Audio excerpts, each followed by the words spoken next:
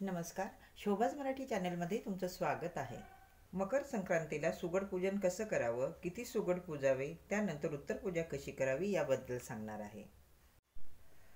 प्रत्येक सवासणीने 5 सुगड पूजावे. पावसा कोणता? हरभरे, गव्हाच्या लोंब्या, ऊस, बोरं, गाजर, वाटाणे. पूजन कसं करायचं?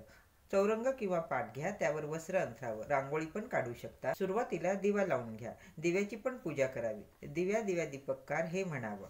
त्यामध्ये प्रत्येक स्त्रीने आपलं सुगड पूजन स्वतंत्र करावं. अगोदर बोळक्यांना हळद कुंकू लावावं, मुखाला पण लावावं. प्रत्येक सवासणीने आपल्या नावाचं सुगड पूजावं. गणपती बाप्पांचा अभिषेक करून स्थापना करावी. अभिषेक करताना ओम गणपती या मंत्राचा जप करावा. त्यानंतर बाप्पांचं पूजन करावं. गुळ खोबऱ्याचा नैवेद्य बाप्पांना दाखवावा. गणपती पूजन झाल्यानंतर चौरंग किंवा पाटावर तांदूळ ठेवा, त्यावर बोळके ठेवावे. त्यानंतर सांगितलेला वसा प्रत्येक बोळक्यात ठेवावा. सुगड पूजन केल्याने घरात धनधान्याची भरभराट होते, कशाचीही कमी पडत नाही. प्रत्येक सुगडमध्ये तिळगुळ ठेवावा. प्रत्येक बोळक्याला हळद कुंकू लावावं. त्यानंतर तिळगुळाचा नैवेद्य दाखवावा. सुगड पूजन सकाळीच करावं. रात्रभर ते झाकून ठेवावं.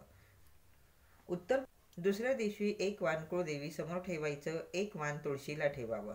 राहिलेले 3 वाण तुम्ही सवासणींना देऊ शकता. शेजारी पाजारी असतील किंवा घरामध्येच जर सवासणी असतील तर त्यांनाही तुम्ही ते देऊ शकता.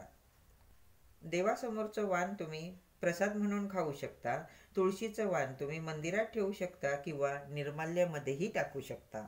राहिलेले 3 वाण ही तुम्ही नातेवाईकांमध्ये देऊ शकता. देवीच्या मंदिरातही हे 3 वाण तुम्ही देऊ शकता. मांडणी मात्र दुसऱ्या दिवशीच उचलायची आहे. त्याच दिवशी सुगड पूजनाची मांडणी उचलू नये. व्हिडिओ आवडला तर लाईक, शेअर, कमेंट करा. आठवणीने चॅनल सबस्क्राईब करा. धन्यवाद.